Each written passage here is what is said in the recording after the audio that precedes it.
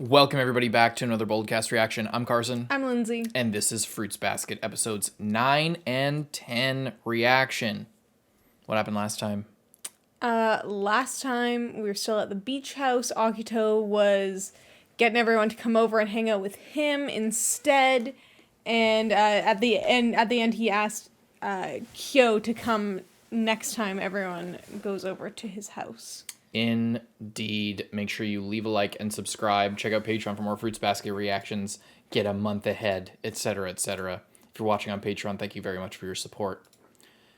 Let's go!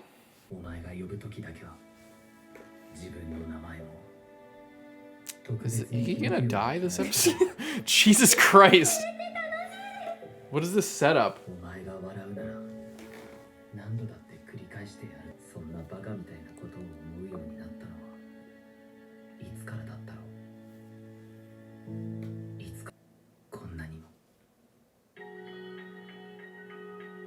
Sketchy. I think it'll be okay. Look at this nice OP. Nothing bad's gonna happen, right? Yeah, with music like this, how could anything bad happen in a show?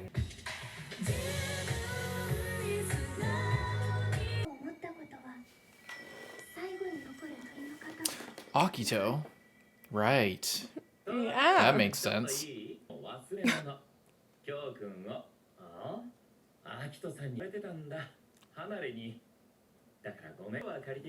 Didn't we already see this?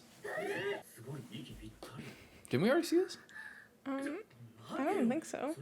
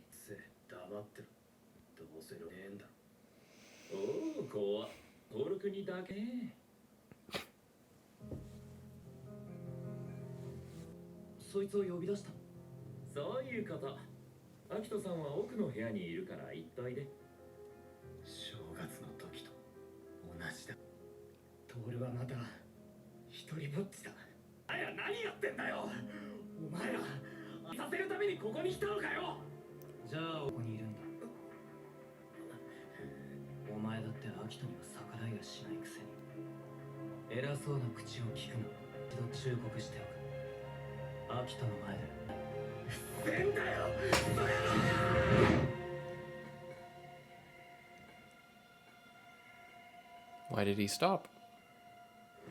Why did he stop?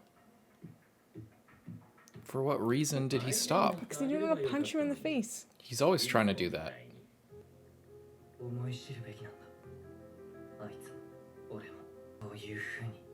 What the fuck does that mean? Okay. Do they just get killed instantly if they defy his orders or something? I think they're just get abused.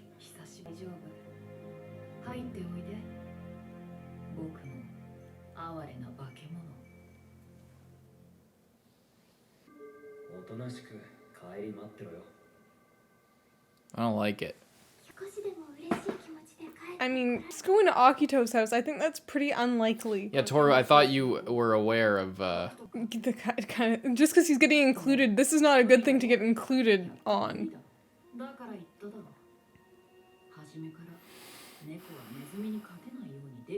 But what does that actually mean? In what? In love? I don't get what that means.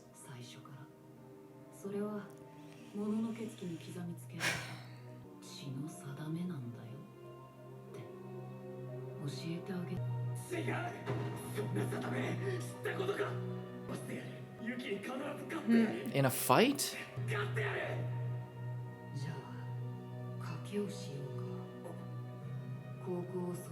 Oh.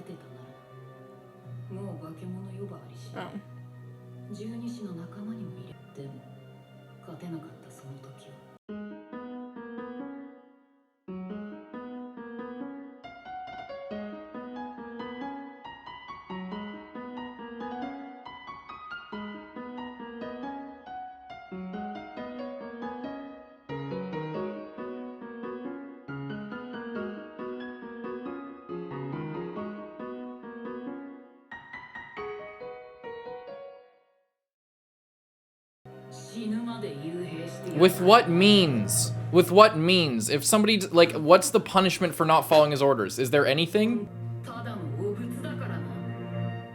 What happens if the other guys just say, we're not doing what you say? Is there any reason? And what does it mean for him to call him a monster? Does that matter? I was taught to avoid bullies growing up.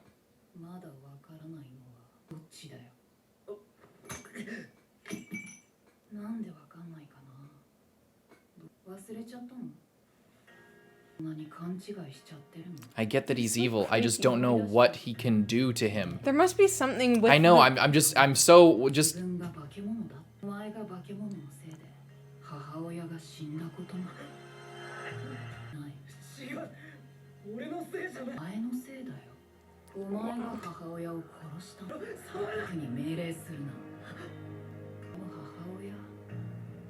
If anyone else was giving him this shit, he would get pissed off and leave. I don't know why he's not.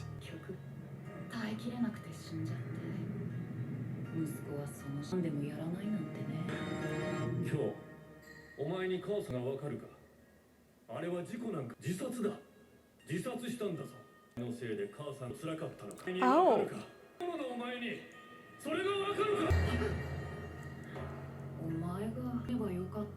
Maybe it was both. What if he tried to do the same thing that his mom, like kill himself by getting run over and then got like pushed out of the way?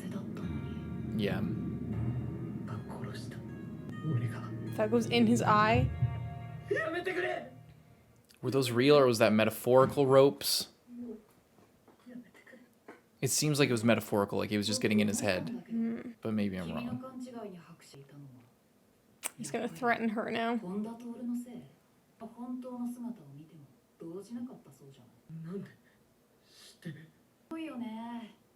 Yeah, how do you know that? Shigure probably told him. Probably.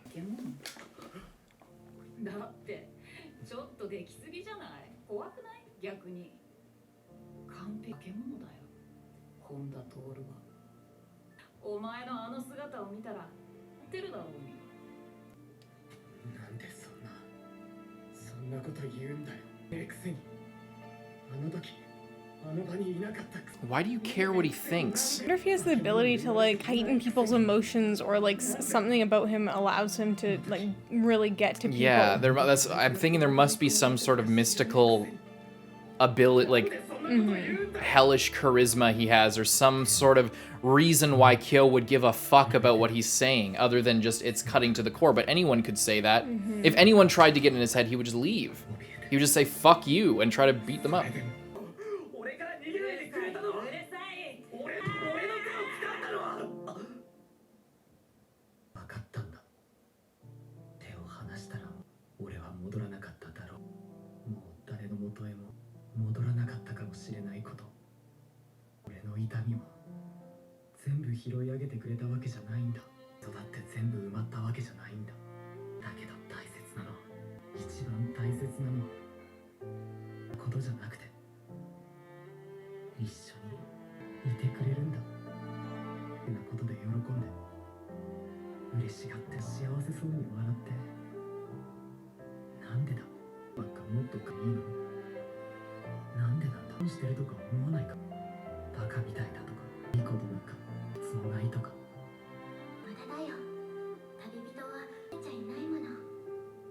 Remember how sad that episode was?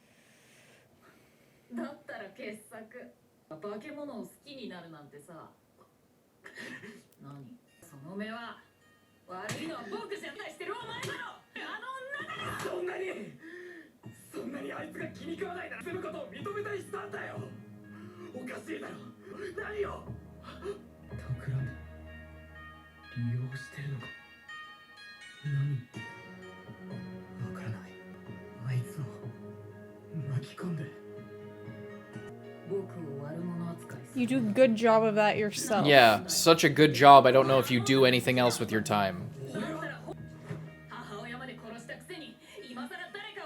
Okay, we get it. You're a piece of shit.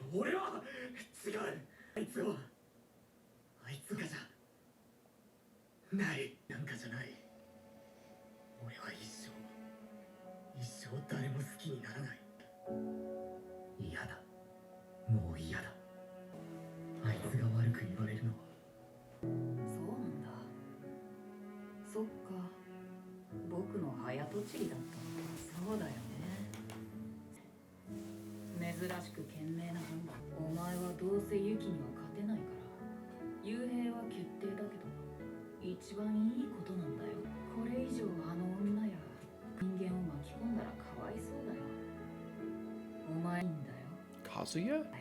Isn't it Kazuma?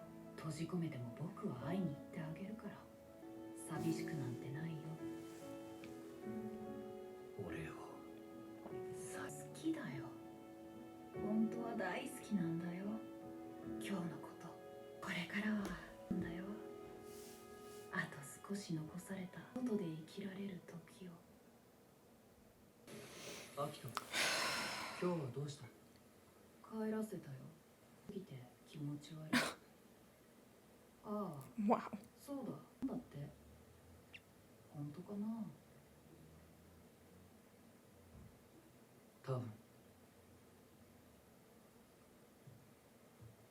I'm wasting water. He doesn't even turn the tap off. That's the worst thing he's done.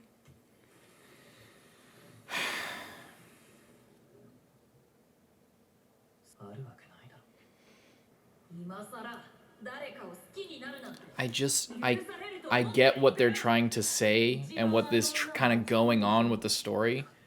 I just need to know that there's a reason why anyone is even listening to Akito, but besides just that, like, is it because they need money because of they're like a part of this society? Is it because, you know, like, I get that he's like sort of bring up this abusive trauma in his past, but like there's nothing as far as I could tell other than just he's manipulating them through words. Like he could just be like la la la la la or like I get like that's the point. Like I get the point, but what's actually holding all of this together other than just Akito's a dick and is born into this position? She better not be like kidnapped or something right now. I bet that's what Kurina did. Kurino? Maybe he came by and swiped her.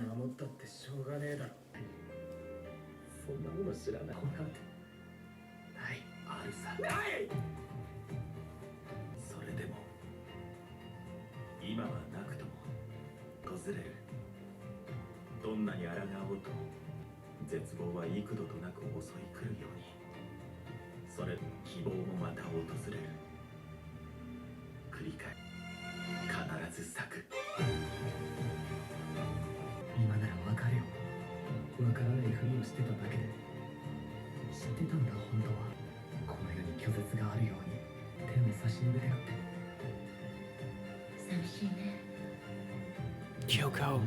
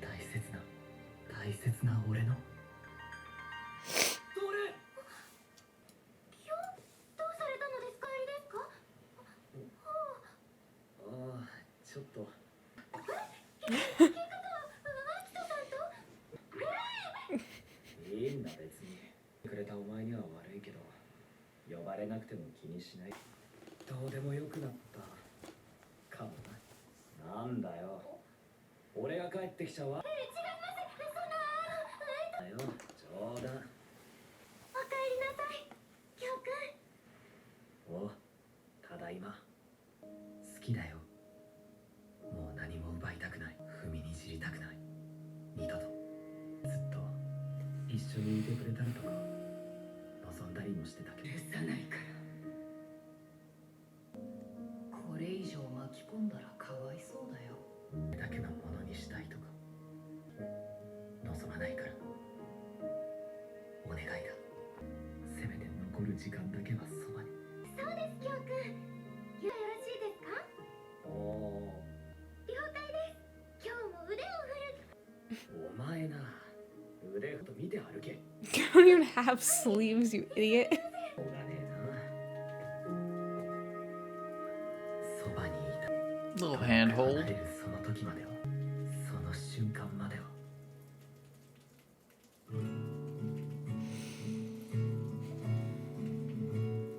What do you think about episode? I like that episode. It's sad, but it's really nice at the same time. Yeah. Yeah, I know you didn't like it. I don't get it. I just don't get it. I get that it's really like I understand there's a lot of emotions. There's a lot of feelings. There's a lot of very strong, explosive, emotions happening. And I get that they mean something for the characters and their development. And I get it. I get the relationship between like trauma and ownership and all this stuff. But like, it to me, I just don't. I mean, and it's totally possible that it's just not. It's a mystery still, like how Akito has a handle on them at all. And I know that it's metaphorical about this, like the ideas we've talked about like society and about obligation, about family obligation and guilt and trauma and all that shit. I get it. I understand what it all means. I understand how it all fits together emotionally. But, and again, it's possible that it just hasn't fully told us what Akito can do to keep them under his thumb.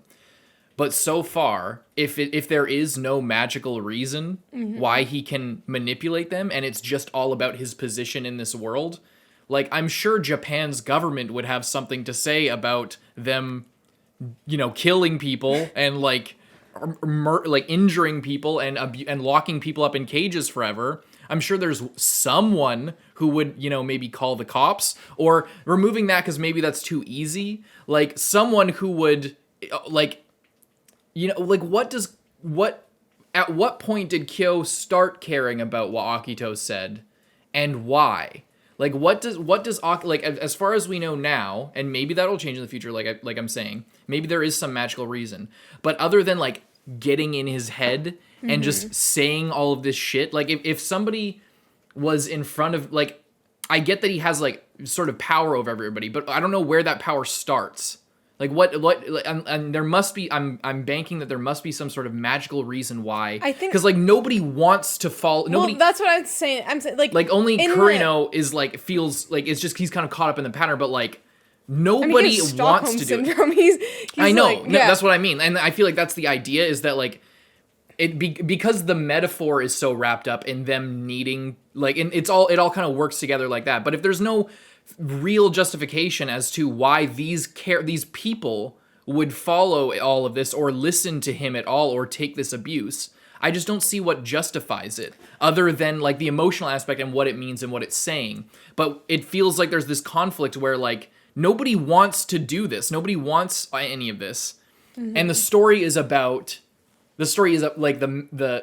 this whole themes and all that are about challenging all that and moving on and moving past all of this shit. Yeah. And being together and all this stuff in like a wholesome way. So it makes sense that the villain is like a piece of shit, manipulative, all the things that Akito is. It fits the bill and it tells the story around it. But as far as how we get from point A to point B, unless there's some magical reason, I just don't understand why like hundreds of people, parents and siblings and everything, like if Akito is just, all he does is just be a dick and gets mad at people and slaps them around, and then says, I'll stop calling you. Maybe he, by speaking that into existence, makes it real. Like by calling him a monster, he maintains that form. And that's why he's, and there's this ancient philosophy, but if the philosophy, or the ancient prophecy of like, the cat and the rat, and the cat being left out because of this ancient thing, and so there's this turmoil, and so they made this bet that I'll stop calling you a monster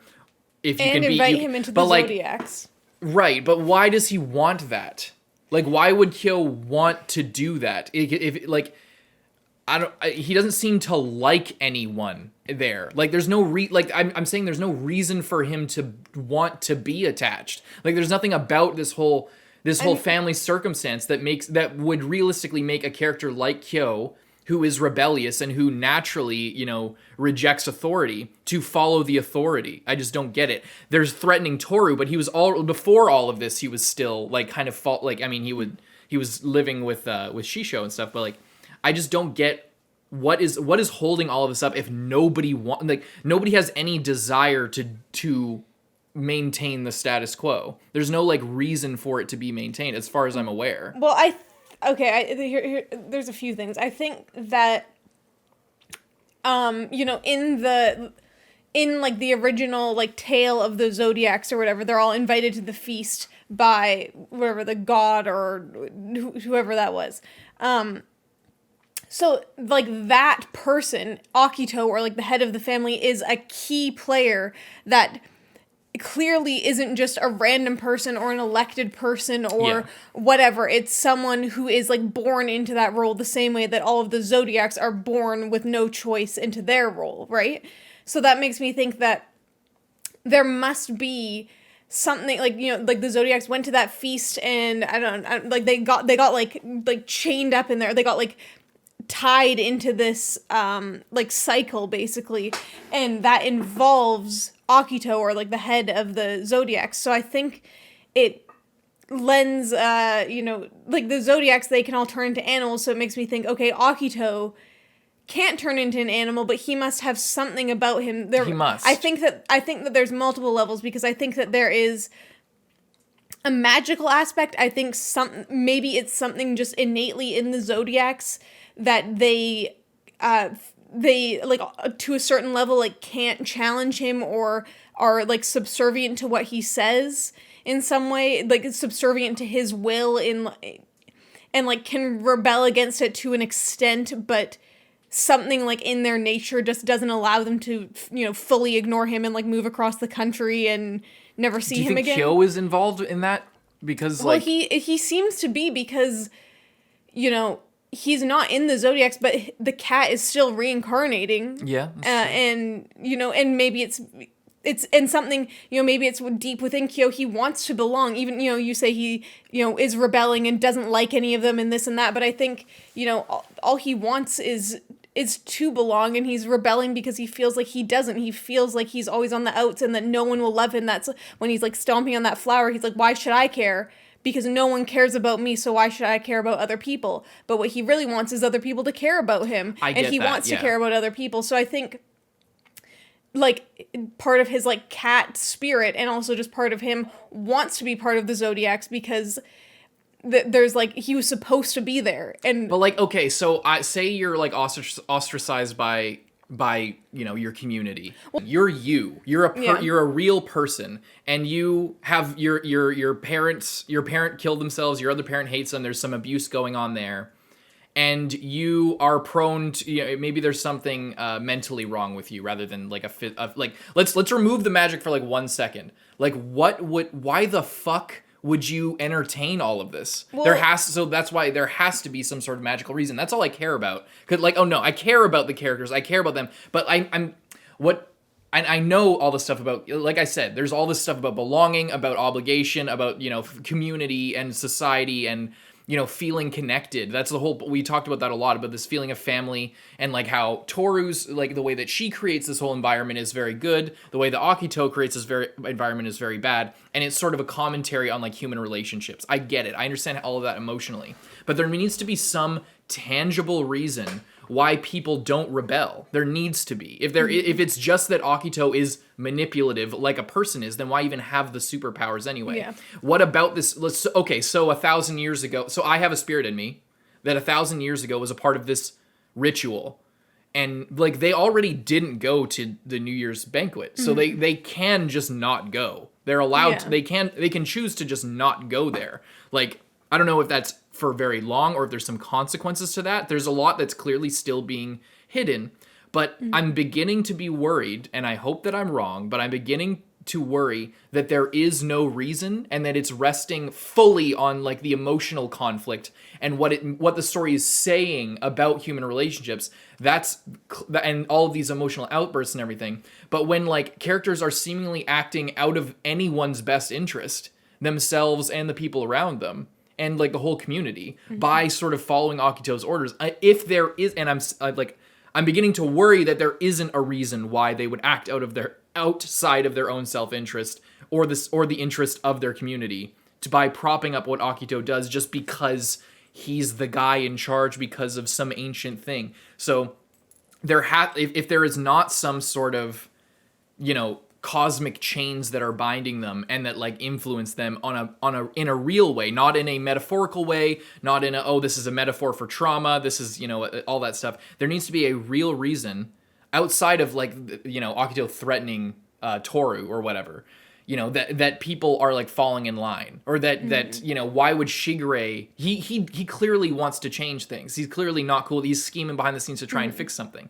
So I'm judging by that. I think that there must be some sort of, magical sort of ties that bind. I get it. I get all the stuff surrounding it. I'm not confused at all about like the emotions and about everything and about what the stories mean, what the story means, what the story's trying to say, what the characters are feeling. I fully get it. If there's not some sort of reason, some sort of concrete reason, then I just don't know why nobody's tried. Why they aren't trying. Why Kyou, who is constantly like, fuck you, don't talk to me like that. I'm leaving. I'll leave school. I'll go out. Whatever. I'll just leave at like, you see what I'm saying? Like, or anybody. Like, why, if Haru loves Yuki so much, why is he okay? Like, what brings them to this? Why, when they get summoned, why do they need to go? Other than, I'm afraid of what he'll do to somebody else. I don't know. There needs to be something else for me, personally. Yeah. I think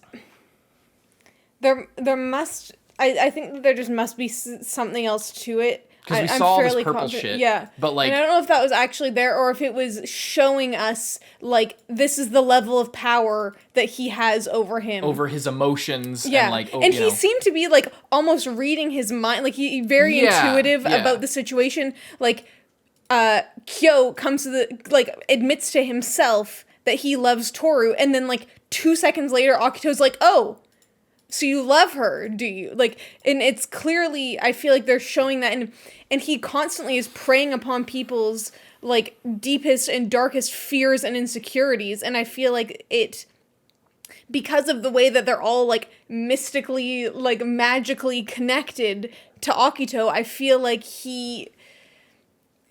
I feel like there's something about him that, like, makes them feel in both, like, just them as a person with emotions and also their, like, nature as one of the zodiacs, and, like, and that's why a lot of the times I think, it's the things that he says and the things that also all the other, like, soumas and whatever say, it's like, oh, the cat is shitty and will never defeat the rat because that's what happened, and that's what happened a million times, and you're tied to that fate, just like you're tied to me, and you will never get out of it. What does beating the rat mean? Why, like, so if I am reincarnated with this spirit, like, this is what I'm saying, there must be some sort of magical thing that's tying, that's making him want to do this. Because the deal that he made with Akito was like,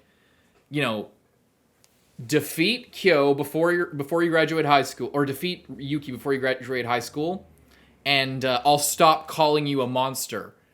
Okay, big win for me. Thanks. Now I don't have to get bullied by you, I guess.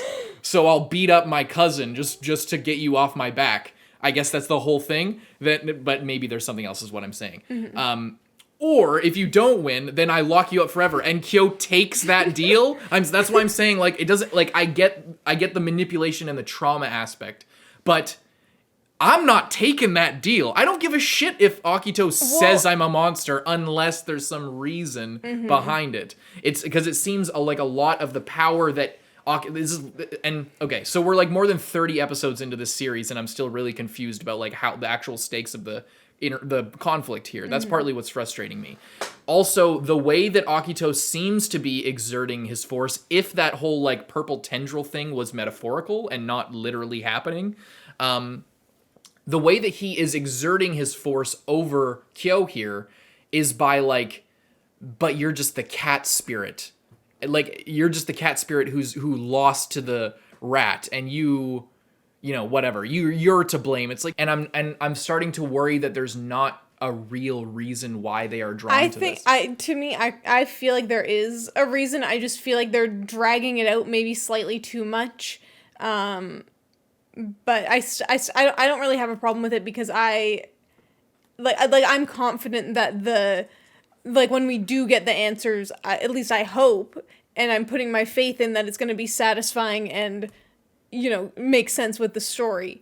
So I'm okay with it, and I just am invested in, like, what Kyo's going through in this episode, and, you know, that, and less focused on Akito just doing kind of the same thing that he's been doing. It's hard to view him as a threat when I don't know what power he capable has. of. Yeah, it's well, because then it just feels like, okay, I get it. Okay, can Akito do one? Sorry, real quick, author of Fruits Basket. Can you give me one more scene of Akito being the worst fucking person ever? I'm not quite decided whether or not I hate him yet. Can you just give me one more scene of him leaving the tap on, or talking about people's trauma, or saying that they killed their mom who committed suicide? I'm still not quite sure. It's like, I get it. He's evil. I understand. Why is he doing this? For what reason? Is it just control? I get the aspect that he is that figure, who's this like devouring mother figure that is like exerting their tyrannical power over the kingdom. I understand that. Like, that makes sense, and it's poignant, and it's meaningful, and it clearly comes from a genuine, authentic place from the author, and the message is important and good. But that goes only so far. Because at that point, if you want to communicate that feeling, then why even have all of these characters? Like, why even have, like, if you want to tell that story, why have all of this stuff going on if that's all you want to do? So, like, there's a point where, like, the function and, like, the sort of what the author is trying to say can be, when it comes before, like, how they say it. It's like the balance is clear, to me, is kind of out of whack. If there's no real reason, because I'm starting to wonder if there is anything behind the curtain, or if they're not actually setting up for like a big reveal about the magic. This is just Akito has this power because of his position, because of this prophecy that everyone for some cosmic reason, or more worryingly, not even for a cosmic reason, for a, like, the author is trying to say something reason. So I'm going to make them act out of any kind of self-interest for the sake of telling the story that I want to tell. You know, that's where I'm approaching here, and I hope more than anything to be proved wrong. I don't like stories like that. I don't like when stories do that, and I don't want that to happen to this. So I'm not trying to be right about anything. I'm just saying, like, it's starting to get a little bit frustrating that I don't understand why characters are doing what they're doing. And the story's not giving me a lot to go on, other than, you know, like, what they are giving me to go on is the metaphors, is like the feeling, is the connection to the characters' feelings. But I don't feel connected to their actions and what they're trying to do to change things. I don't feel connected to, like, the things that they're doing to, you know, try and save the people they want to save, or do what they want to do with their life. It feels more like they're acting out this sort of family drama because that's the kind of drama that the author wants to say. And I again, it all comes down to, is there going to be some actual control that Akito has over, like, their spirits or their souls, or some reason? And we still don't know what the curse is, so I'm fully open to it. I've made my point clear. I won't repeat myself. Yeah.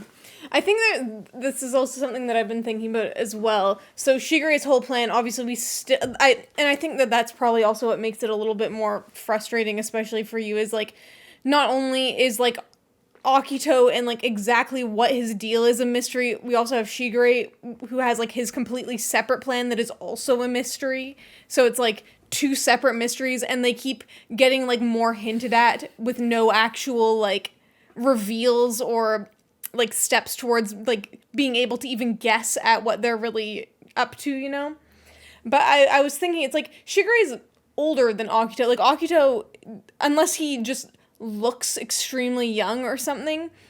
But We saw him young when Kyou was yeah, young, yeah. so he's maybe a year older than he's them. the same age as them. So Or what the I was same thinking age. of is like, so that means that like if all these people are getting like reincarnated, right?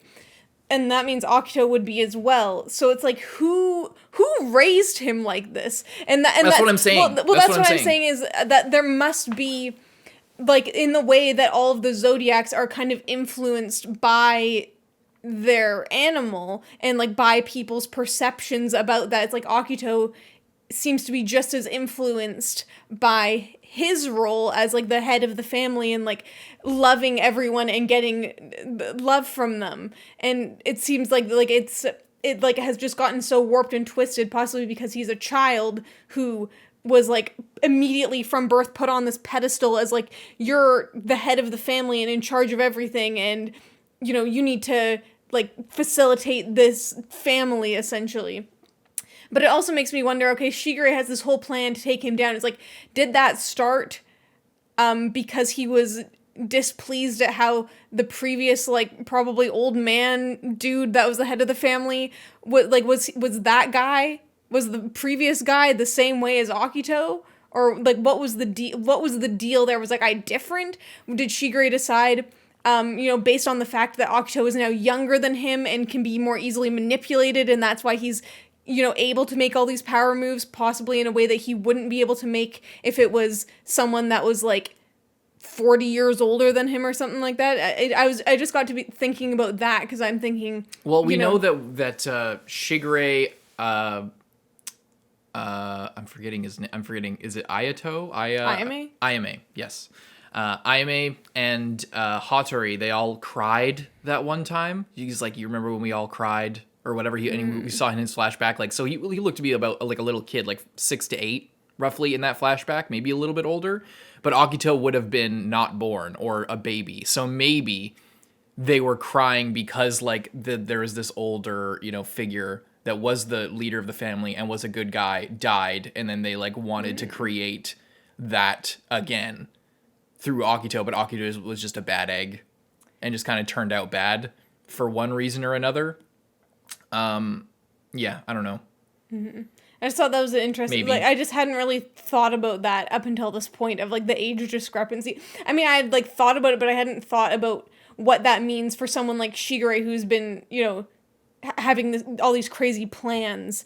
You know, it's just I guess an interesting thing to think about. And it's also and that's what also makes me think that there must be magic involved, that they can't disobey him or harm him or kill him because, or something bad will happen to them if they do or something, because there was a period of time where I'm assuming Akito was still like the head of the family but was also like a literal baby. Yeah. And like, I get that he's Joffrey. Yeah. You know, I get it. And hopefully he is Joffrey and not, you know, Joffrey from the way that the TV show mostly presented him.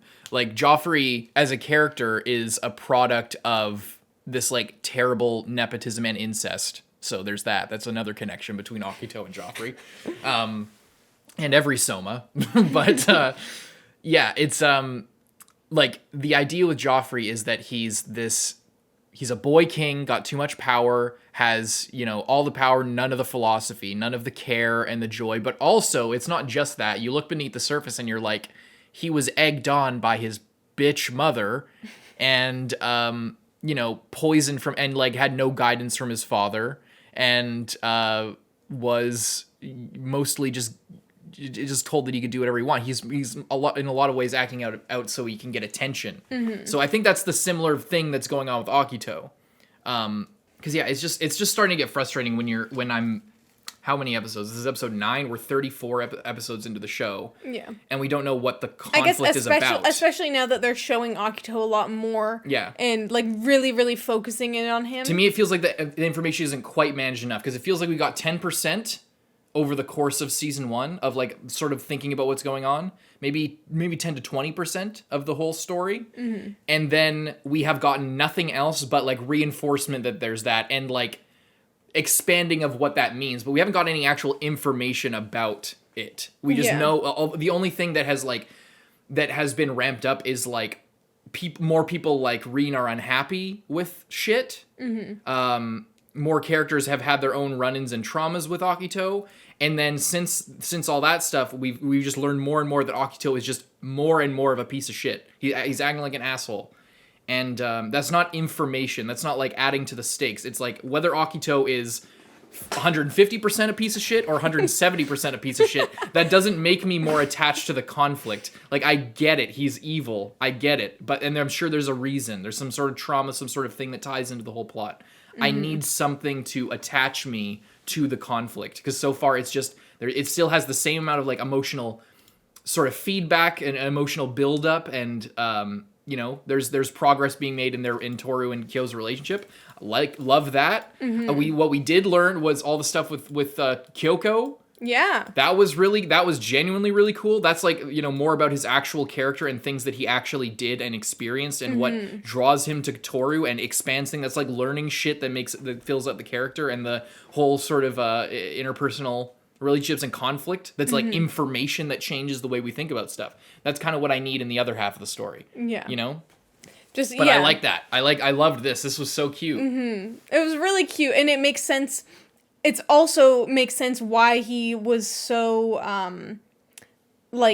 messed up about Toru's mom dying, because not only did he know her, but still theorizing that he could have been, like, I'm not sure, because, like, there was, like, the whole thing with the bag that we, did that deep dive. It's like, did he watch not only his mom get run over by a car, but also Toru's mom, who was, like, a second mom or, like, an inspirational mentor figure to him, get run over by a car, and then he has to pretend like he didn't know her and, go to her, like, grave with Tohru, but, like, not letting on that he knew her and, like, possibly feels either responsible for her death or just awkward because it's, like, he feels like he can't share with her, like he can relate to her a lot more, not only because her mom died, but also his mom died. You know what I mean? It's it's a lot more complicated of a situation. And,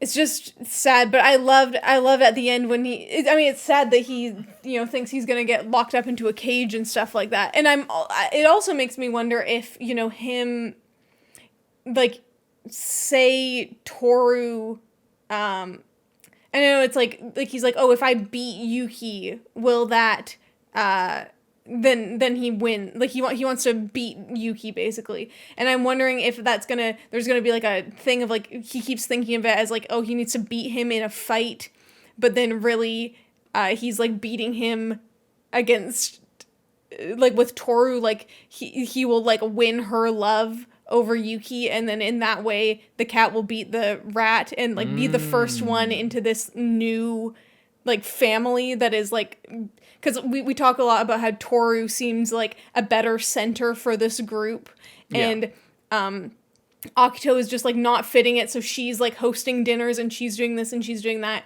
and if Kyou becomes, like, kind of the first one to, like, be, like, fully 100% in that group and, like, you know what I mean, like, recognized by her on a deeper level. And I really love this episode, and I love, like, again, like I talked about, I think in last episode, how I just feel like Kyou and Toru's relationship is a lot different than Tohru and Yuki's relationship, and how Tohru and Yuki's relationship seems like it's a lot of big moments, but, like, the day-to-day is, like, still kind of awkward or just, just whatever. But with, like, in this episode, how Kyou even says it's like, oh, it's not just, like, the big things, is like, every little thing with Tohru is like so much better and so magical, and like, this big moment with Kyou, to me, didn't feel the same way that a lot of the big moments with Yuki feel, as, like, this is a big moment, because it just felt like they were both so relaxed and natural, and you know what I mean? Like, it feels like it feels like, and it's not, like, he obviously got more relaxed around her, but he's always, trying to, like, ask her how she's doing, or, like hanging out with her in a casual way or like teasing her a little bit, and you know what I mean? Like it just feels a lot more natural, and in this moment when their relationship takes like a big step forward, I feel really excited and really happy for them in a way that I don't really feel with Tohru and Yuki so much. With those, it's like, oh, I'm glad Yuki is like getting out of his shell a little bit more, you know? But yeah. Yeah, like what was the change of heart with Yuki? With why he's like all about following Akito now? That must go into some sort of thing that he has over him. I don't know. I don't know if that's just he's like, okay, I am like subservient to Akito, but I'm not gonna let that stop me from doing other things as well. Yeah, and I do hope that it. I need some sort of because direction because I don't want it to be like Re:Zero season 2, where it's like the same mysteries get dragged on for so long. I mean, at least this show isn't also adding in a million more unconnected mysteries just to like, you know, fill it out. Like it's still kind of the same two things of like Akito and Shigure are both up to something and we don't know what it is. But I do hope that they at least like I just want something to be able to be like, yes, this isn't the whole answer, but I can work with this for either of them, because I feel like getting something from either would like be able to give insight into the other one. It's like, oh, if Shigure is planning to do this, then that must mean this about Akito. Or, oh, if Akito has the ability to do this, or they are listening to him because of this, then Shigure must be doing this. Yeah, exactly. You know.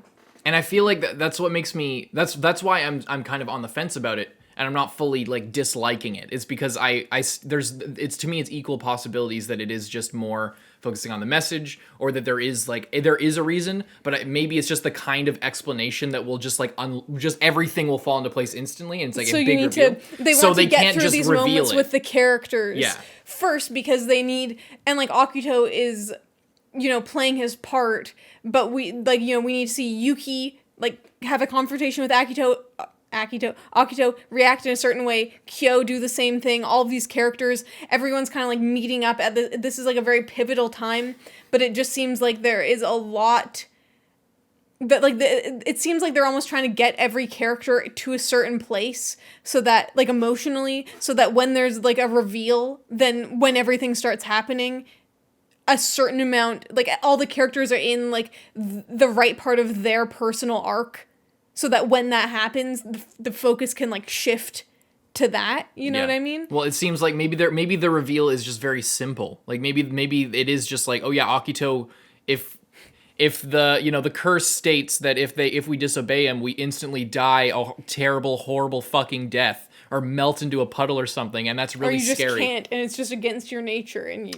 maybe it's that simple. So then there's not a way to like give a little bit of information here or a little bit there, and like, oh, this part of the mystery fills out this plot line or this character's interactions, and that makes sense.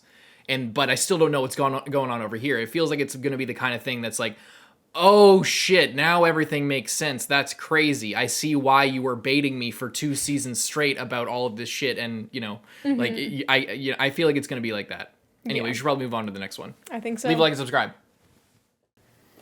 Episode 10 of season 2 of Fruits Basket. Let's go. 明日の夜はみんなで花火をしようと思うんだけど、どうかな。なぜ明日なのですか？ほら、一応明後日には俺たち忘れてた？ I just thought we lived here now. モゲタのアニメスペシャル始まる時間だ。モゲタ。私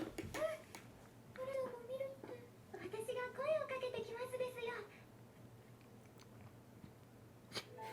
大切な時、それは多分。She's so tiny. Did you see the scale? The stairs were just huge. キョウ君とユキ君はここに来て何かが変わって、キョウ君もとても良いことで。I hope so. 私をキョウ君に呼ばれてないんだよね。おい。本当？よかった。怒る？なんでお前らはバカ正直にトールほっぽって思ってたけど Didn't you do it too? 秋人よりトールを取ったらトールの印象を悪くするだけだもんな。お前らユキも守ってたんだよな。ほらトールを。そういう言い方はたちがまるでとても良いことをしてるみたい。でも違うよ。僕が間違ってるんだ。それでもトールと過ごす思い出を作りたがる僕、トールのこと大好きな僕は勝手だな。なんでもねえよ。それをか。 Does that make them selfish? 怖かった。今日にカツアゲされてたの。あのな、どこの。アニメが始まるそうですよ。あ、そうよ。ああ、あの妙なアニメ。 Why does that make them selfish? Because they're involved, like, by being close to her, they're, like, inherently putting her at a risk of Akito coming after her. Yeah. It's like the balance of keeping her close while also protecting her, so keeping her at a bit of a distance. Right. You do so much. You're already their, like, full-time cook and housekeeper to change something. 結局反させたのか非常に疑問なんですがね。他人の目に触れさせるのも嫌なんでしょ。別に調子悪そう He's に calling his 17-year-old girlfriend, 16-year-old girlfriend. Maybe he's emotionally stunted at 16 because he hasn't seen another person since then. Probably. The only other person he's seen is also 16. どうしました。まだ何か気に食わないことでも。死ぬほど例えば。お前が気にお前優しくないんだよ。全然優しくない。優しく。もっとだよ。Mm. 僕だけを見てた。も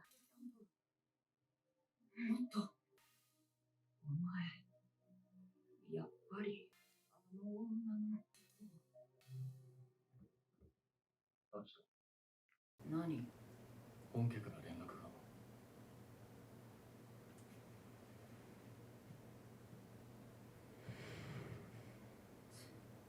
また勝手なこと。誰が当主だと思ってる。早く遅い。また暴れ出してしまいましたか。 Mm-mm. 何気になっってやつですよ。それ。くれの行くぞ。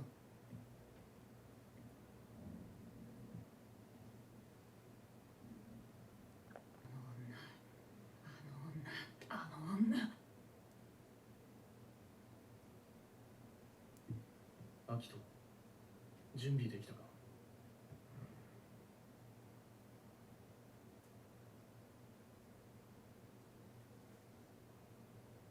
Hmm? Is Akito just gonna show up here with a knife? Is he holding something? No. アキト、どうしたの？ Is Momiji just gonna get fucking capped? 本田プルさんに会いに来たよ。寝つけません。少し頭を冷 Great Just idea. stay in your bed, No, do it. please. でもまだ本田徹さんと会ってなかったな。 She's gonna freaking come out. 怒ってるでしょ。怒ってるあたりするでしょ。 He's ready to do a beat down. What the hell are the family doing that pissed him off so much? あったの。何なんで知ってどうするの。僕を理解したいの。どうして。気持ち悪いんだよ。理解したいだけだろ。理屈で僕を手だけだろ。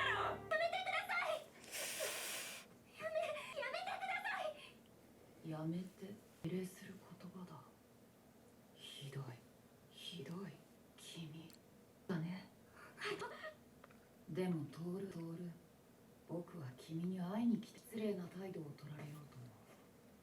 君に伝えたいこと。いい気になるなよ。ゲスユキや今日を救えたなんて思ってるなら追い上がりを恥じるがいいってやるから。教えて。今日はね、高校でだよ。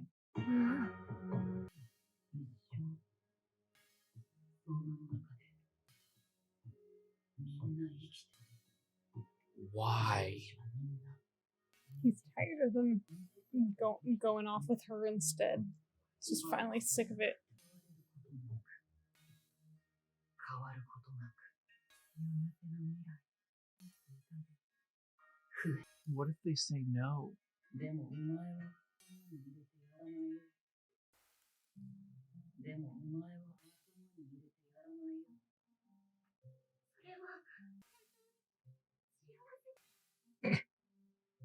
I never thought of that.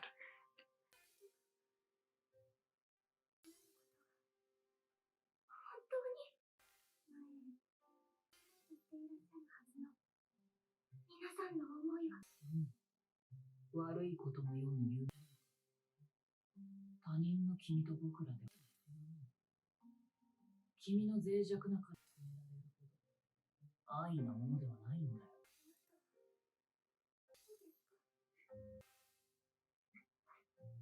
鳥はアキトさんじゃない。アキトさんは違う。十二支の皆さん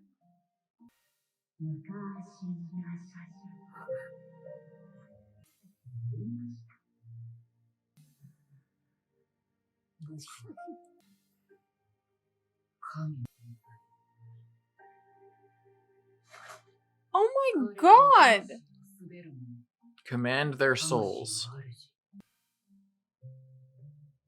アキトどこへ行ったのかとどうしても挨拶しておきたかったんだ紹介しておくよ彼大真っ暮れのだよはじめ鳥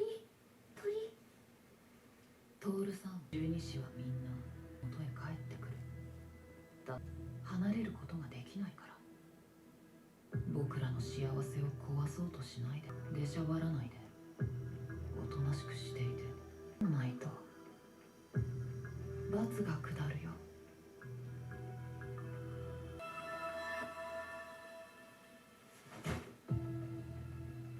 アキトさんが神様存在だから皆さんは逆らえなかったでは呪いとは愛のわからない鎖すべてはそこにたど皆さんをアキトさんをやられたなああさあ手当てなら僕やるよ How would let the doctor tend the scratches? もみじくんけどもみじくんは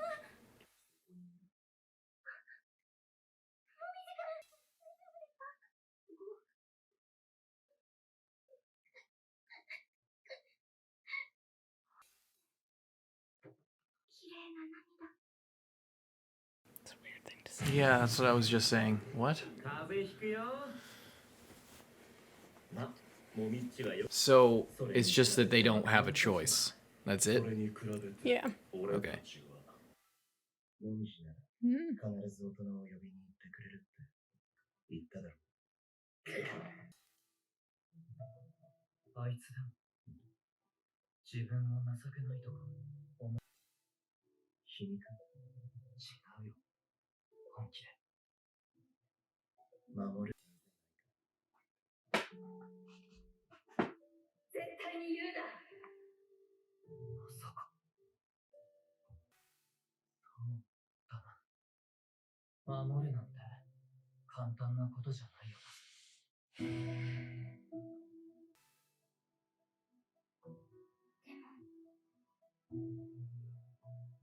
でも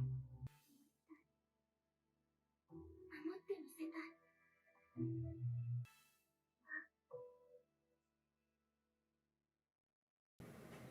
雨やんだ花火できるよいいの生きてないけどいいの夜まで待って What do you mean you can't wait till night? That's the whole point of fireworks, you idiot. 怪我してるわけこれですか昨日の家で転んでしまったのねもみじくん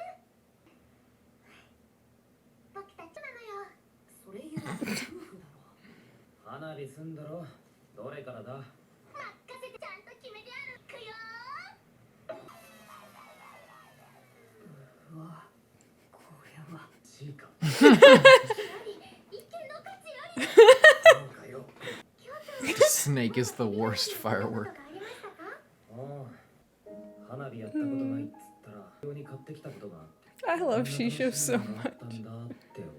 でもお前もあるだろ。花火したことぐらい。楽しかったです。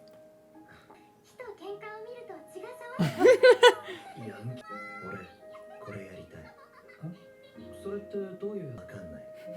ユキ、説明読んで。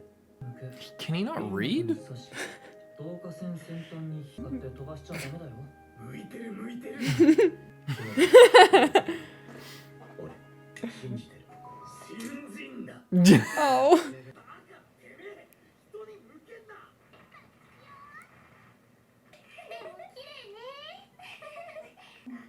花火の光を伝えたのは決してなくて、ユキ相馬に戻りたいからの心の底で自由に願う。でも呪いはそれを縛り付けてしまう。私は呪いを解きたい。身の程知らずだと口で言うのは簡単です。出しゃばらないで。解放された皆さんが心から泣き、心から笑えるが本当に下るとしても、呪いを解きたい。綺麗。綺麗ですね。そうだね。こんなみんなではなかったから。 Why does her arm look so short there? She looks like she just had a little, like, T-Rex arm holding the thing, just suddenly. 俺もこうして。一緒していい？線香花火一緒にやろう。はい。じゃあ。うるせえな。お前らでやってりゃいいだろうが。席をお譲りいたしましょうか。バカ猫さん。席なんざ譲ってもらわなくても、俺は勝手に座るんだよ。いこじ。せえよ。守りたいです。みんなできる限りの力で。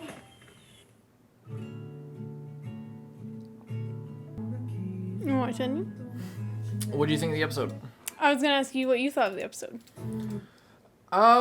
It's hard to complain now that we got the What you were asking was for. asking for, but it just feels a little bit like not a reveal because it felt like they weren't keeping it a secret that he was the family head. Yeah. I feel like they're making it pretty clear to anyone watching already that he was that. I get that it's Tooru figuring that out. Mm-hmm.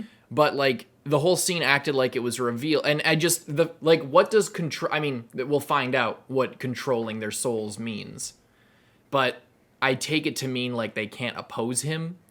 But then why didn't they still were allowed to not go to the New Year's festival banquet? And does the cat get confined regardless? Is that what he was saying? Once they're an adult? I think it's just usually the cat has been confined. So then Kyou didn't have to make that deal about beating Yuki and being confined. Yeah. Because he asked him a question. I don't know how it works. Like, is it just they just do what he wants without even saying it? I think that there is like some aspect of free will, but I think like what Akito is saying is like, well, they can do whatever they want for now, but they're all gonna come back to me one way or the other, because that's just how the story goes. Is that they all come back and they all, are born together into the Zodiacs, and then they're all gonna die with Akito, not with Tooru, because she's just a temporary thing, and she needs to stop, butting in because they're all loyal to him in their souls, basically. Yeah. I guess the struggle that I have with it is that it might be a little bit too simple for my taste, that it's just, they just can't say no. That's the whole power. That's the whole reveal, is that they can't say no. They don't have a choice. They don't have agency. And it's not like there's, I was thinking it would be like, if they don't obey me, something terrible will happen magically. And then it would be kind of a trade-off, and there would be a sacrifice there. Well, there's the curse thing. Yeah, there's still stuff we don't know. We still don't know. But I think the curse is just... I think the way Tohru was saying it and the way that it was kind of expressed here is just that the curse is that they're all bound to Akito, whether they like it or not, and he can kind of control what they do to an extent. But the fact that they could choose to not go to the banquet on New Year's makes me think that he needs to be like around to influence them. So is there a reason why one of them doesn't just, why one or all of them don't together just leave the country? Is there a reason why they don't just like go to fucking Korea, somewhere not even that far away, somewhere, other than just it's comfortable there, or there is like the sort of trauma bonding shit going on there? Is there like maybe it's part of the magic that they can't, but like, again, the fact that they could be like, oh, I don't want to go to the New Year's thing this year, I'm going to go hang out with Tohru. Makes me think that why don't they just never, ever interact with Akito, despite what he says? Yeah, I mean, it could be because, he'll threaten the people that they care about, like how, he shows up next door at the beach house, and then they're like, okay, well, we have to go, or else he's going to come and target Tohru, which he ended up doing anyway, and he scratched her face off, like a bitch, and,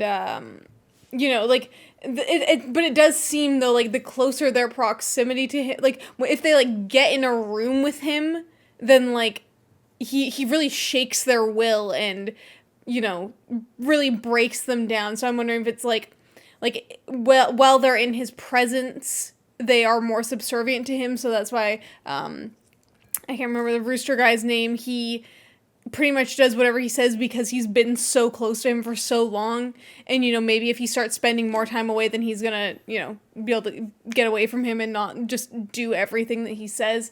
And same with someone like Hatori, who's doing stuff all the time, but he lives like near him as well. Like that's I don't know.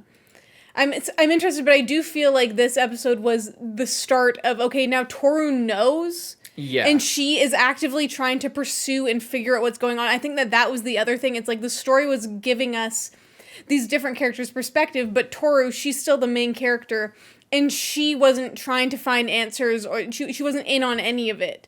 So it was the story couldn't move forward. Couldn't move forward without her like getting in on it to some degree, or else she just kind of becomes irrelevant or just becomes a pawn and isn't doing anything of her own free will.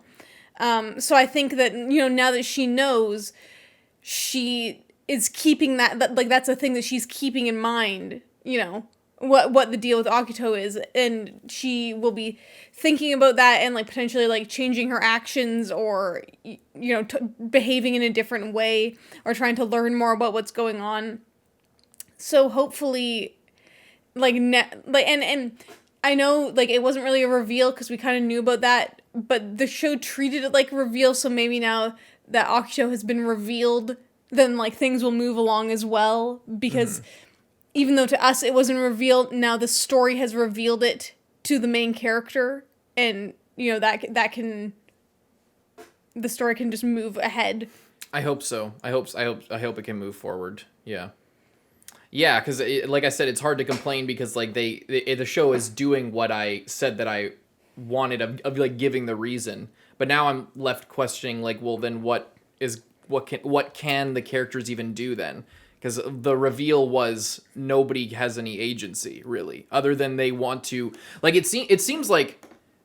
Then my question is like, why is Akito even entertaining this at all? Like if he has complete control over them. I think that's the thing, is I think he doesn't have complete control over them. I think he just can, like, has a somewhat of a control over them, and when they're with him, he can, like, control their emotions kind of by verbally manipulating them and bringing up certain things to cause a certain effect, to cause them to typically, like, become, more... But is that a power? I guess like it's not necessarily you know what I mean? Like I think you're right. Like that's what I'm getting to. Is I'm on board with what you're saying. Mm-hmm. It feels like it's either removing their agency or and making it like a foregone conclusion. And Tohru has not thus, other than a few situations, hasn't been again super active in the story. I hope that changes. Yeah. Because she was active, obviously, with Kyou and with some other stuff. It just seems like a rock and a hard place, because either there is no reason why they're doing what they're doing, or the reason is they have no other choice, and therefore the story is just kind of going, and there's not really like an interplay or a sacrifice. The only control they seem to have is like they want to protect Tohru, so what they're gonna do is like just kind of try and convince Akito that she doesn't exist or isn't important when he knows that. But then if he knows that she's important, why does he stop at scratching her face, and why doesn't he just straight up try to maim her and kill her like Hatori's girl? Or, try to... Or Kisa, or like, anything. Like he does... Or try to... Instead he just shows up, bitch, and then walks away. Yes, I'm a villain, but I won't stop it now. I'll just leave. Like, and so like if he's so against it, and I get the idea kind of is like he... the idea is that he doesn't want to admit that she has power over them as well. So he's kind of being blind to it too, because he doesn't want to admit that. But like, I don't know. It's just a weird situation, and I'll have to see how it plays out, or the boundaries and the level of influence that Akito has over them. And I just find it hard to believe that like they.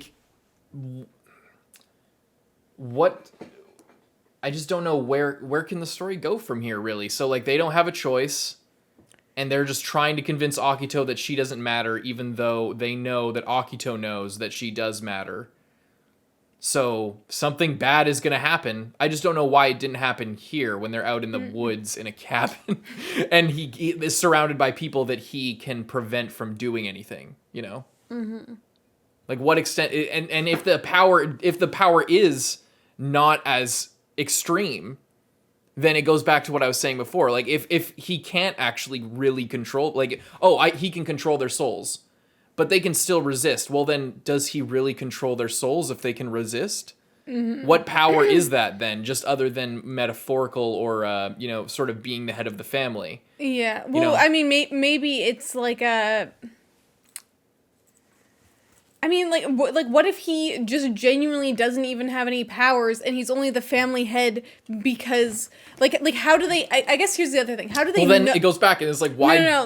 Listen to me for a second. So, how do they know that he's the family head? Like, how do they know that they can't disobey him? How do they even like? It's obvious when a zodiac child gets born because they turn into an animal when their mother or father holds them. Yeah. That's.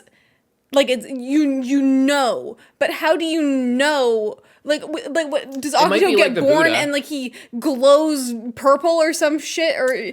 Well, it might be like the Dalai Lama. The Dalai Lama, and I know this from, I guess I won't spoil it, from a different show. Okay. The Dalai Lama, when the Dalai Lama is reincarnated in their religion, they give a bunch of potential babies, like a bunch of toys. And then there are a certain set of toys and a certain set of patterns that the spirit of the Dalai Lama every time does. And you could say that, this is self-report survey and it's just kind of random. And if you give enough babies enough toys, eventually one of them will line up with the toys that are needed to be chosen in order to be the Dalai Lama. And I think there's other criteria as well that they use to like examine that. But the idea is like, when the Dalai Lama that I knew was a baby, he played with these toys. And now this baby is doing the same things. Must be the same person. So, and then they become like the Pope, basically. And so I think that it's kind of like that maybe but a more accurate, like, left up to chance a lot more. But yeah, that's the question that I have too. It's like, what happens if they refuse? Well, that's what I was saying. Can they refuse? If they have no agency, like either he has control of them and he can do whatever he wants and he has complete control of them, and then it's like, why even mess with their heads just because he's cruel? Well, I guess. yeah. Well, I guess what I was getting at was, this whole thing is built on like we talked about last time. Akito is also suffering because he was like given too much power, and not only too much power, also too much responsibility of like, you are in charge of keeping this family together, And it's like, that's a lot. That's a lot to be responsible for, because you, even if you're in a position of power over them, you can't control other people. They're still constantly disobeying him literally every day of his life. And he doesn't like that, so he tries harder to control them, and they try harder to resist him. Yeah. But they give in here and there because he's good at manipulating him, and Akito is good at manipulating them into, you know, making this like fake loyalty to him, or this fake love towards him. Ruling out of fear, yeah. So I guess what I was getting at is, maybe like it's hard because of like the way that the magic works in this, because we have people literally turning into animals, so you know the magic is there, but also a lot of it is metaphorical. Yeah. So I guess what I'm getting at is, what if, you know, like, is the whole point just going to come down to like Akito, the head of the family, is like chosen and not like an assigned role in the way that all the other animals are an assigned role, and they can just pick Tohru. Yeah. But they have to pick her, but they aren't, because mentally they think that Akito is the head of the family, and they can't, like, it's like a. I think we kind of said this. Yeah, but it's like a huge mental block, something. because it's like Akito says that he controls them, and in a way he does, because subconsciously they believe that he controls them, and Power they believe resides wherever men believe it. But resides. yeah, it's like, you know, it's like how you know, Haru or whatever thinks that he's dumb because everyone says, you know, the animal that you're based off of is dumb, or everyone hates Kyou because it's like, well, he's the cat, of course we better hate him. And then he develops certain personality traits and certain ways of thinking about himself because of that. Like all of the zodiacs think about themselves in a certain way based off of their zodiac, and usually it's in a negative. It's, you know, the way that people perceive them. But also so it's like their entire place in the world is built up, and the entire way that they view themselves and their interactions with other people is based off of this, like, destiny or, like, preconceived status fate. quo. Yeah. Based on, like, oh, you're just continuing the cycle. You'll never beat the cat, no matter how much you want to. You'll always be stupid, no matter how much you don't want to be. Or, you know, like, it's this thing, and it becomes a self-fulfilling prophecy. Like Akito was saying, it's like, they'll come back to me eventually, and it's because they think that they have to, even if they want to disobey him. Deep down, it's been ingrained in them that That's they the trauma can't. bonding and it's like because we talk about him as like a devouring mother. It's like, oh, well, that's still your mother. No matter how much you want to disown her, you can't, because she gave birth to you. Or you know what I mean? Like, it's the perceived power that someone has over you just because they like have a certain title or a certain like bond to you. But if it's like, I guess my thing is if Akito could control them, then he wouldn't need to do everything that he's doing. That's what I'm saying too. Yeah. So, especially after this, I feel like, you know, maybe like he definitely has more of he can get a read on people's emotions and can manipulate people really well. But like we said, that's not really a power. Punching someone in the face or scratching someone isn't really a power. That's just tyrannical abuse. But it's something. And he's constantly, it's like, oh, if he could do something, like, he should be, you'd think that he would be doing it, but he doesn't. So it makes it seem like he can't. So I think, like, his power is basically just in his title and in their belief that he has power over them. But then why doesn't anyone rebel? But it's because they think... Because everyone has somebody that they want to protect. Kyou didn't. I mean, he had Shisho, I guess, but, like, he ran away and wasn't really... But it's also what they believe, and it's like when Akito speaks to them and, you know, tells them that they're worthless, they kind of believe it, you know? So it's like... And also, a lot of them are kids. Like, they're mostly children, and they don't... Their entire lives, they've been told, like, this person, you can't disobey them. You can try, but you can't, you know? So it's like a mental block as well. And, like, that, it can be just as powerful as, like, a magical or, like, a physical thing. But that's my point, is then why even have the animal stuff and all the zodiacs anyway? If it's all about, like, a metaphor for society, again, a metaphor for family, a metaphor about, like, power and trauma and obligation and the status quo and the cycle of society and all that shit, then what's the point of the magic if it doesn't influence them at all? Or And you if the could've- magic influences them in a way that a normal person would and that he is already doing through this like trauma bonding and this like, you know, inherited power of just a title. You know, this in a way is kind of what I was afraid of and what I kind of called out before we even started the show. Like, and I think in the discussion of the first episode, I was talking about like, you know, there's shows where there's like a, you know, is the magic just going to be there for like extra flair and just for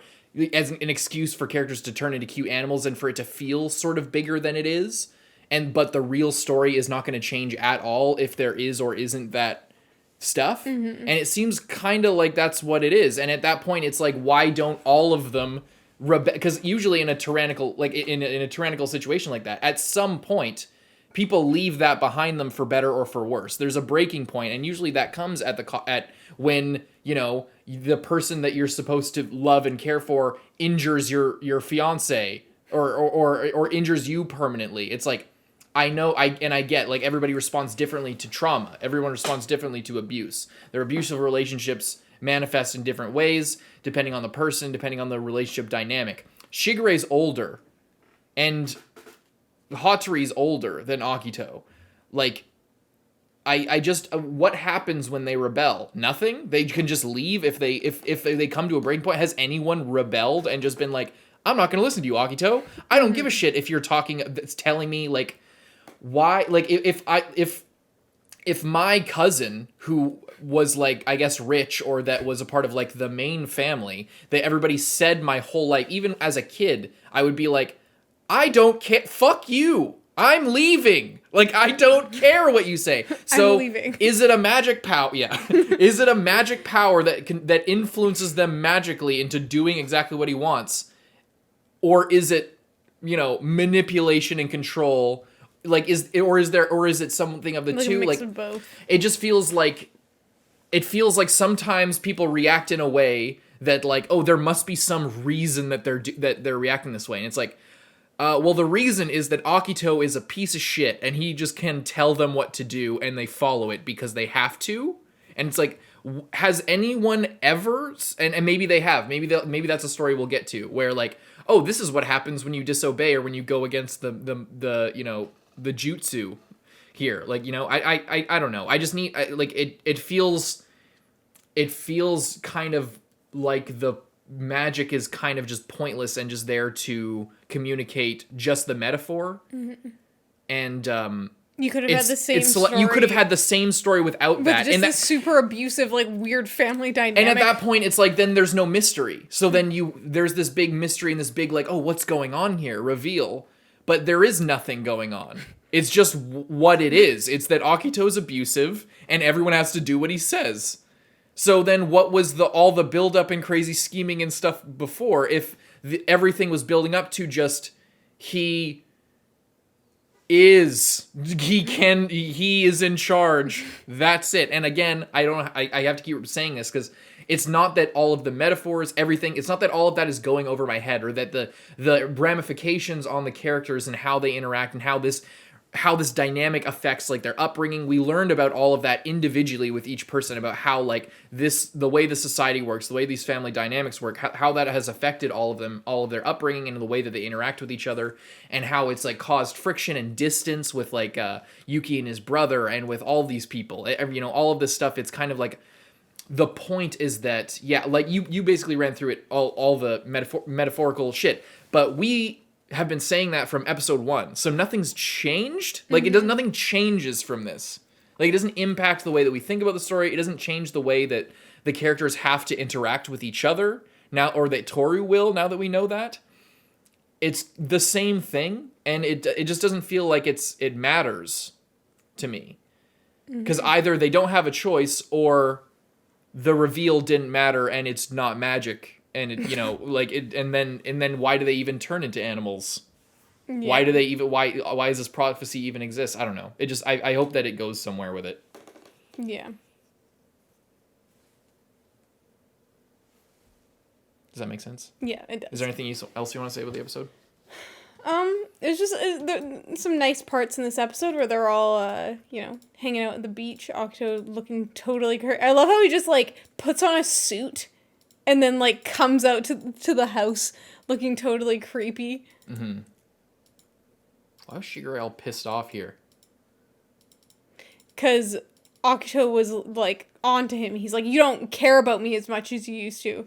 But right. he tries really hard to be like appeasing Akito, but Akito has now figured out what that could Shigure's scheme be with this information? Because again, nothing changed upon learning it. I don't know. Like, what could he possibly be trying to do? Unless there's more arcane secrets about this prophecy. And yeah, I think there's going to be like, oh, the deep magic says this. Oh, well, you didn't know that before you were born. The previous person said this about the deep magic. Therefore, it nullifies. If this happens, you know, again, like the deal. Like, kind of maybe that's what the Kyou thing was, setting up this deal of like, oh, you can be free. But again, it's like, so is Kyou a big monster just because the fucking guy says he's a monster? That's the other thing, is like, I don't get this deal that he made with Akito. I'll stop calling you names if you beat the shit out of your cousin. And if you don't, then you're in prison forever, bitch. You always mention the monster thing, but it was also that he would become a member of the Zodiacs and be like invited in as a part of them. I know you think that why would he want that? I know, but I guess what I'm saying is like we talked about before, like the deepest desire of the cat is to be included because he got tricked into being excluded, you know? Like that's like what he wants, and you know, even But why does he want that? Why does he want that with these people? Other than the and the whole thing that the story's trying to say. Like, why does Kyou, as a person who was born in the country Japan, theoretically, who goes to high school, who has friends, who has a girl that he likes, and who's, you know, all of the things we know about him, just because there's a secret spirit inside of him that doesn't seem to have any real tangible effect on anything, just wants that? Just because he's pulled to that, like nothing's pulling against that. He has no, so then it's not his choice. It's the choice of this spirit that's in him, and he can't say no because Akito has power over him.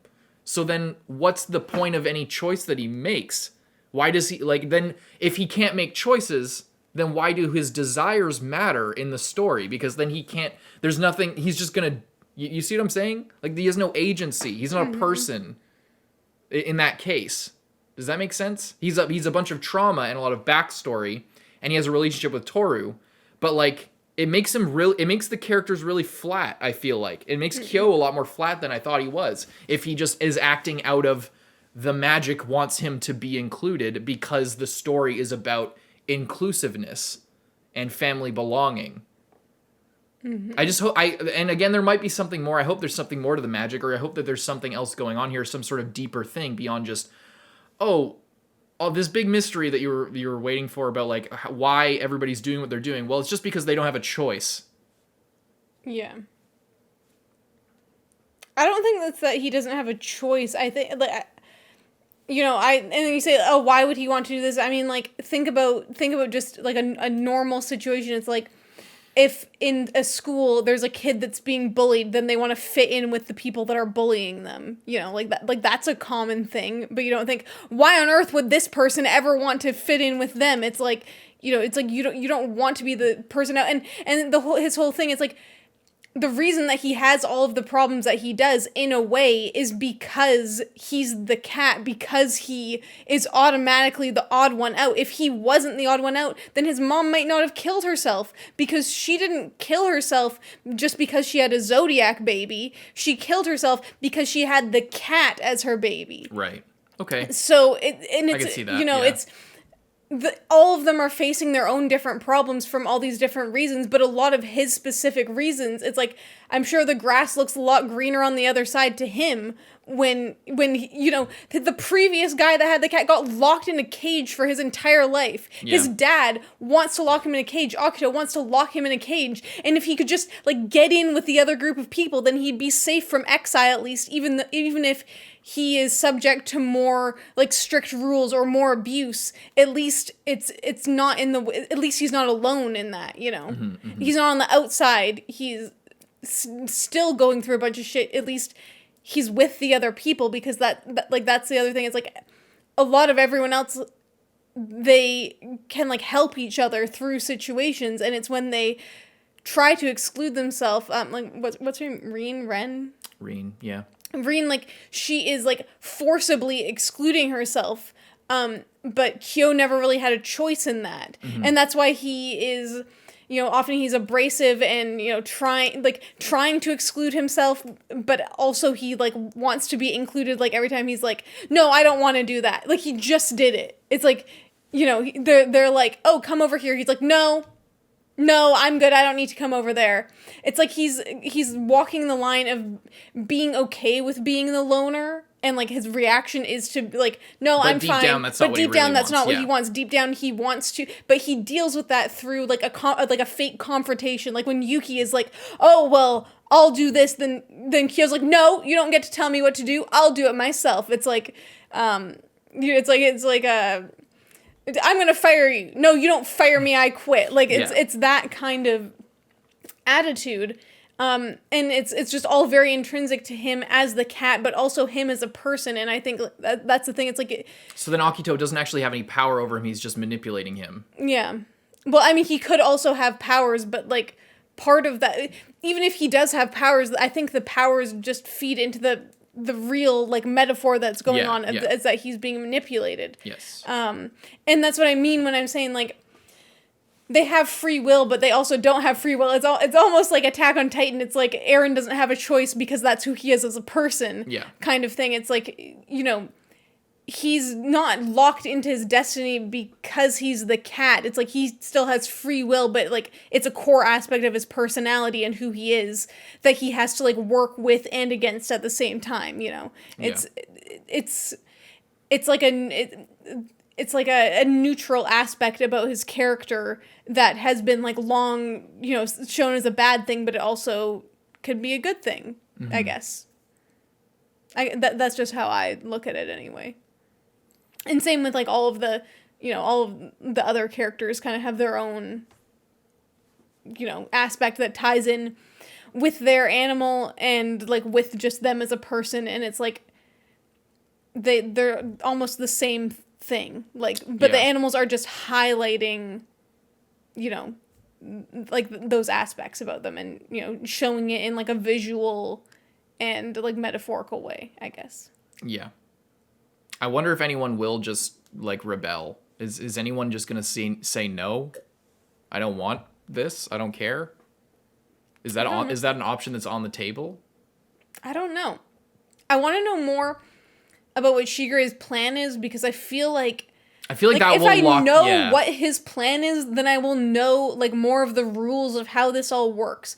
Because maybe he's a grown man. He could just say, I'm leaving, but he's not doing that, and there must be a reason for it. And for him, because he's doing something, and he's using Tooru, and he's doing this, and he's doing that, like, there's something to it, and there's something to, I think, the magic of it, but we're just still too in the dark to, like, truly speculate. Like, we can, speculate about what he wants, but there's only so far that can go when, the reveal of Akito's power supposedly doesn't give any more hints as to what Shigure could possibly do against him.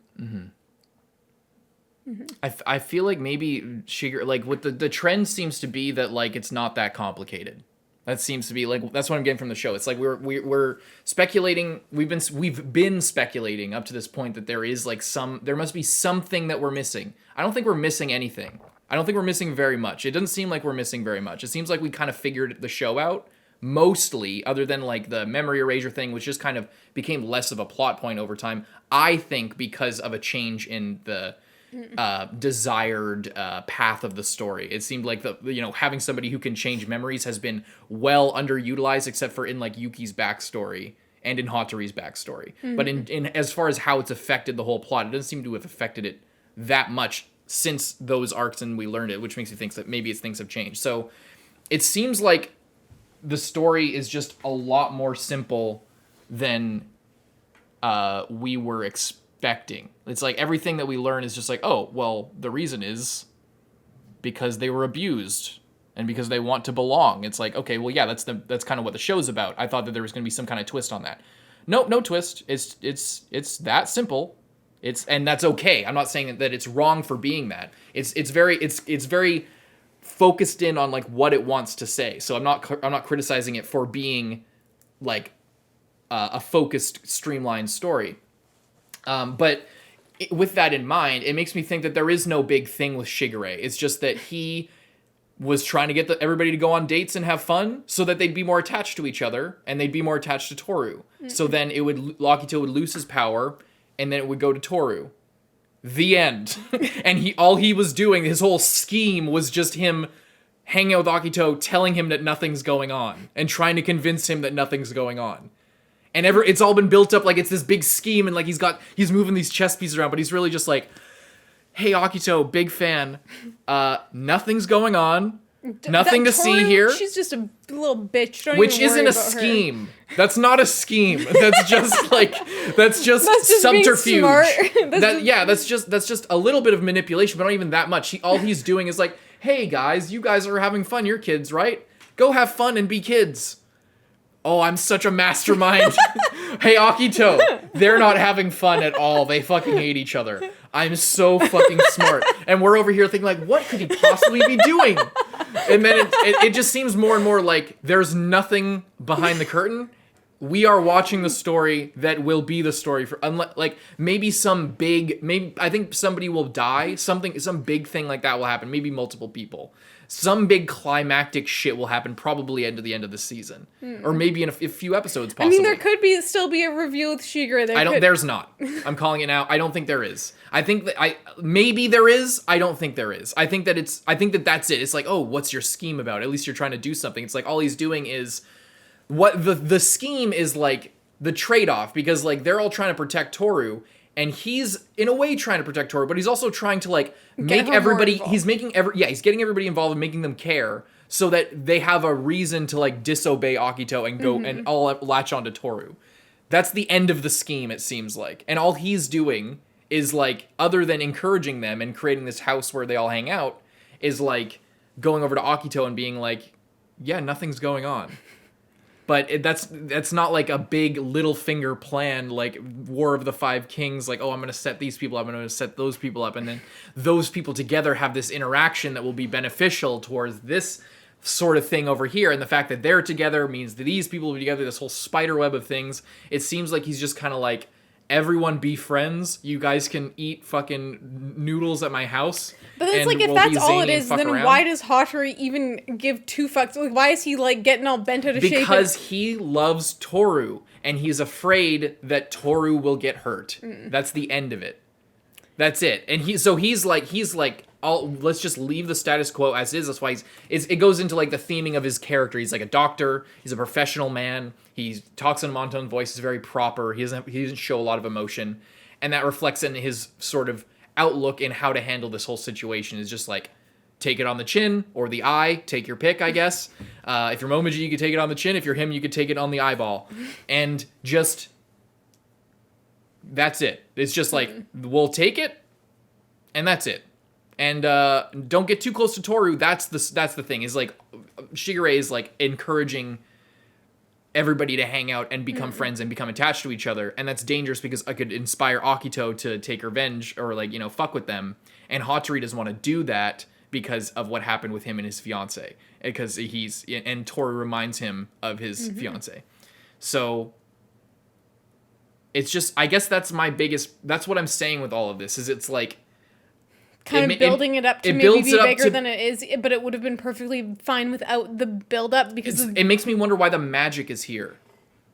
You know, why magic? Why not just rich people? It's magic for a manga, and it's like, it doesn't change anything about what the story is saying, how the story actually plays out, the interactions. The only thing it really changes is like, Hatori wasn't allowed to marry his fiance, and he got, you know, abused and lost his eye, but he didn't erase her memory. She just went and moved on. Like, it's just adding some extra spice to it. It doesn't actually really, and then we don't see her again, so it doesn't impact the story. I guess that's the other thing. It's, I wish that, like, you know, maybe other people also had, like, secondary powers or something. Hana.